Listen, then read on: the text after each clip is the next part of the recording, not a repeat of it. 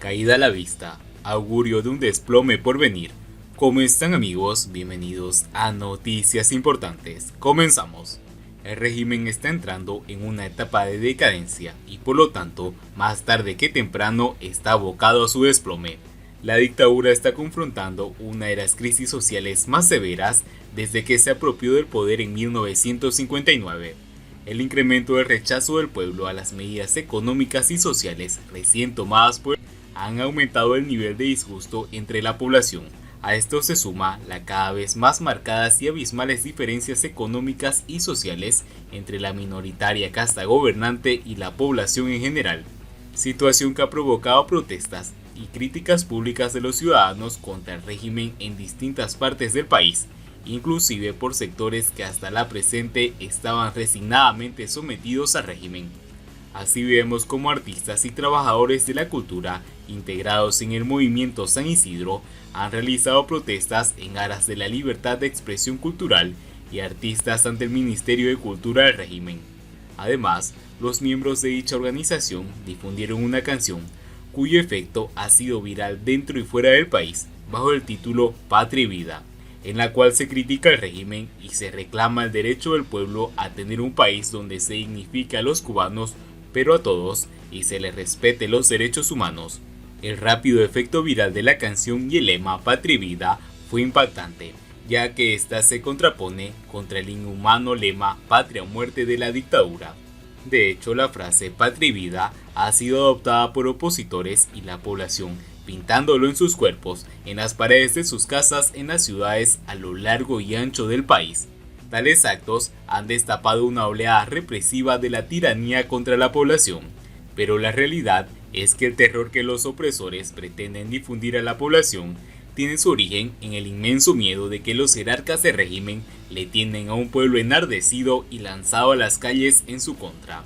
En vano el régimen está tratando de frenar el efecto viral de la canción, para lo cual sacó una chapucería rítmica que destapa la contradictoria realidad cotidiana entre el discurso oficialista y el diario vivir del pueblo cubano. Patria o muerte por la vida es un absurdo inaceptable. Pero más allá de los artistas y escritores, otros sectores de la población también están realizando protestas en distintas partes de la isla, como es el caso de los agricultores en Las Tunas y en San José de las Lajas, que han protestado por el decomiso de sus cosechas y ganado, así como los trabajadores de los muelles de La Habana, que reclamaron sus derechos laborales y mejores salarios. También es notorio el hecho de que cada vez es más frecuente que los ciudadanos se les abalancen a las fuerzas policiales cuando van a detener o buscar a un ciudadano por cualquier injusta razón. Se han dado situaciones en las que los ciudadanos han sacado a los detenidos de las patrullas donde habían sido introducidos por las fuerzas represivas. Hechos que denotan en la población la disminución del miedo difundido por la dictadura durante décadas. Otro hecho significativo fue, ante la respuesta violenta del régimen contra el pueblo, el pronunciamiento emitido por un grupo de militares retirados, tanto de las Fuerzas Armadas como del Ministerio del Interior, en el que condenan la represión contra los ciudadanos y les piden a sus colegas en servicio activo que no repriman al pueblo. Y mientras las penurias y el hambre afectan a todo el pueblo, se destapan los lujos que viven los altos jerarcas y sus allegados, las lujosas mansiones de los jerarcas gobernantes que contrastan con las precarias viviendas de los trabajadores, los suculentos banquetes de los mayimbes, mientras el pueblo pasa hambre, los lujosos yates de los miembros de la cúpula gobernante que usurpa el poder, mientras de los ciudadanos reciben un salario miserable que apenas les alcanza para sufragar su sustento, los autos de lujo de los hijos y los nietos de los miembros de la casta gobernante, como fue el caso de Sandro Castro, nieto del tirano Fidel Castro, mientras el cubano carece de transportación adecuada, y las millonarias cuentas bancarias en los paraísos fiscales que poseen los miembros de la minoritaria casta gobernante, cuentas abiertas con dineros robados del país y que corresponden a todo el pueblo cubano.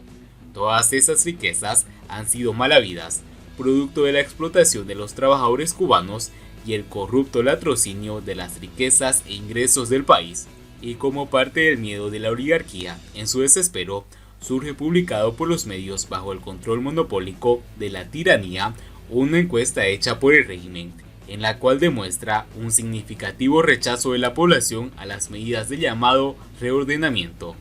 El sondeo reflejó que para el 91% de los encuestados, las medidas no han mejorado la calidad de vida del ciudadano, y el 66% el salario no les alcanza para satisfacer sus necesidades básicas, un resultado demostrativo del profundo malestar social,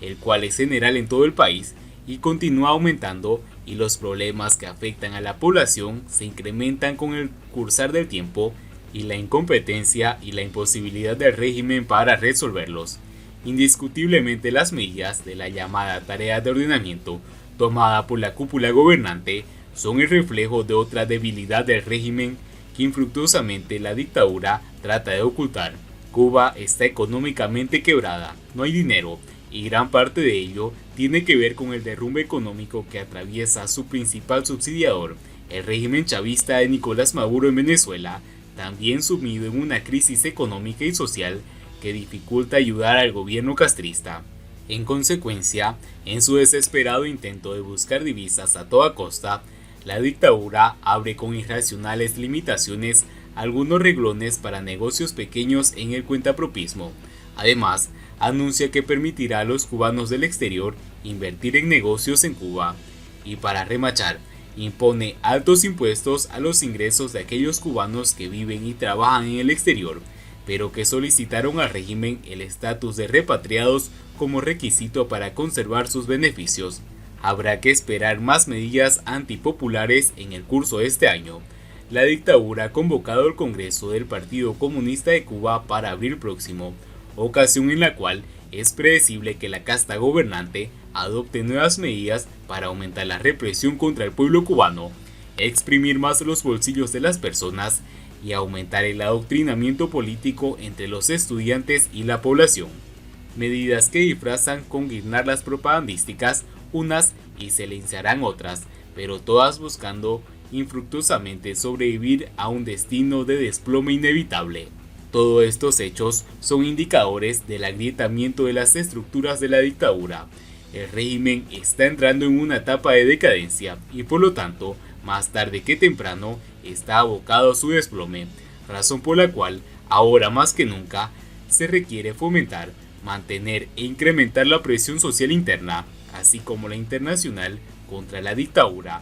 para que pueda producirse la necesaria explosión social masiva a nivel nacional, del mismo modo que a finales de la década de los 80 ocurrió en Polonia, en Checoslovaquia y otros países de Europa del Este. Es difícil, pero no imposible. Va atrevida, mis amigos.